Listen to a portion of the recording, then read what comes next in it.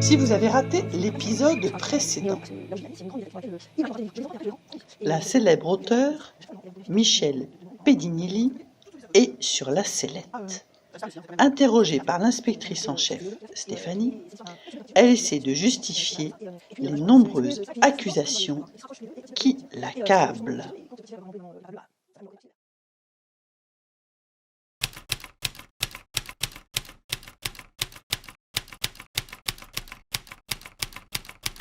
Alors, Madame Pedignelli, oui. Donc c'est le deuxième petit entretien comme ça avec la police. Et oui. Alors là, on va parler un peu de l'interrogatoire concernant la bande dessinée, parce que bon, il y a aussi deux essentiels qui ont disparu. Il y a Quartier lointain de Javier Tanisushi, là, Gushi, je sais pas quoi. Oui, c'est un japonais, c'est compliqué, ouais. Et puis Koban Kaling, là. Ouais. De comment il s'appelle, Zéro Caltran, là. Ouais. Ça a disparu. Ouais. Alors c'est rigolo parce que quand même dans ces deux il y a un petit lien enfance, souvenirs, tout ça. Parlez-nous de tout ça s'il vous plaît. Ouais. Alors bon, vous avez mis les fiches à jour parce que c'est Kobané Calling de Zéro Calca. D'accord, on s'en fout, d'accord. Alors oui, il y a sûrement un lien sur l'enfance et par rapport par exemple au Petit bleu, au Petit jaune, mais pour Quartier lointain de Taniguchi. C'est un homme qui revient dans le temps et qui va retrouver son père jeune et qui va essayer de comprendre la vie de son père. Et ce qui est intéressant, c'est oh putain la plante, la pauvre. Ce qui est intéressant surtout, c'est la façon d'écrire et puis surtout cette lenteur qu'il y a chez Taniguchi, où il prend le temps. On va au rythme des pas de cet homme qui est redevenu jeune homme et qui va redécouvrir sa propre enfance d'ailleurs. Et on prend le temps de découvrir les choses. Taniguchi prend le temps de faire tomber une feuille d'un arbre et de la faire se poser tranquillement sans que ça soit chiant. Bon, parce que ça pourrait l'être, hein, de vous à moi, on se regarde, voilà. Mais là, pas du tout. C'est super intéressant, c'est très tendre et c'est très... Moi, ça m'a fait découvrir le Japon, qui est un pays que je ne connais pas, une culture que je connais très peu. Et sa vision à lui, je la trouve extrêmement touchante, mélancolique et loin de tout le côté un peu martial que j'imaginais du Japon. Donc pour moi, ça a été une découverte assez essentielle il y a assez longtemps. Et donc du coup, j'ai lu... à chaque fois que Taniguchi sort quelque chose ou que je tombe dessus, je lis et je suis jamais déçue, notamment quand il parle beaucoup de bouffe, Taniguchi, et ça donne l'eau à la bouffe,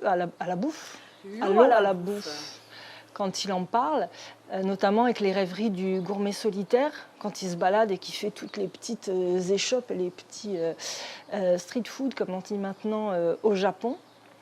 Et donc c'est toujours un plaisir de suivre Taniguchi, vraiment un plaisir de se laisser porter.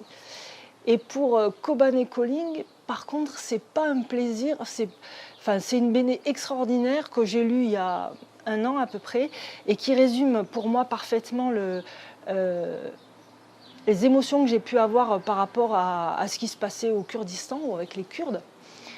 Qui est une impuissance, de se sentir complètement impuissante face à la situation de ce peuple qui se bat depuis donc des décennies, qui a été en première ligne dans toutes les luttes contre les talibans, contre les fous de Dieu, là, contre ceux qui veulent nous imposer une charia, qui a été en première ligne dans la lutte pour un pays démocratique, avec un poids des femmes, un vrai rôle pour les femmes, et les femmes prennent les armes autant que les hommes chez les Kurdes, et ils se font massacrer. Maintenant qu'ils ont bien servi à maintenir ou à repousser les talibans, on les laisse se faire massacrer, notamment par les Turcs.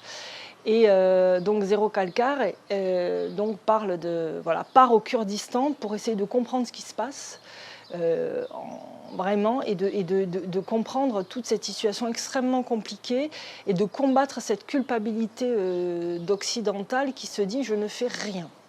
Face à ce qui se passe, je regarde la télé et je ne fais rien, même si lui est très engagé dans des mouvements sociaux en Italie, à Rome. Et je trouve que cette BD, elle met le doigt exactement sur là où ça fait mal quand on est un peu préoccupé de ce qui se passe au Kurdistan. Ouais, donc vous estimez que c'est des BD à avoir chez soi? Oui, ça fait avancer, ça fait comprendre le monde et ça fait comprendre le monde de manière globale et collective. Et puis ça fait avancer aussi la petite machine intérieure de chacun. Et vous allez finir avec un demi-poumon. Hein. Ouais, c'est pas grave. Bon, vous en voulez une? Et non, je risque. J'ai déjà plus qu'un demi-poumon en fait pour n'arriver au cachet, donc je vais essayer de le garder jusqu'à la fin. Moi, c'est la dernière, après j'arrête. Ah, c'est ça, facile. Dans la plante, vous le. Ouais. Oh, bon. Tant que c'est pas sur moi. Ouais. Okay. Bon, ça va. Ça va. Ça va. C'est pas moi, hein, c'est pas moi. Je le redis, je l'ai dit à votre collègue de tout à l'heure là, qui avait un peu la même. Ah pardon. Elle a un peu la même tête que vous, hein, mais c'est plutôt. Oui, on est un moule. Ah voilà, c'est ça. J'essaye de. Bon, bref, je vous le redis, c'est pas moi quoi. Bon, hein. De toute façon, on va continuer à vous cuisiner. Vous allez aller en musique cinéma voir l'inspecteur Chantal. Alors elle est pas commode. Oh punaise. Non. Punaise, ouais. Et du coup, elle fume aussi ou pas? Non, elle a prend de la arrêté drogue aussi. Ah non, elle a arrêté. C'est elle qui me les a donnés en plus. Ah ouais, d'accord, elle s'est débarrassée des vieux trucs. Ok, bon ok, d'accord. Madame Pedignelli, ça va pour l'instant. On fait un rapport rapide. Ok. Allez-y. Bon, ben merci. Hein.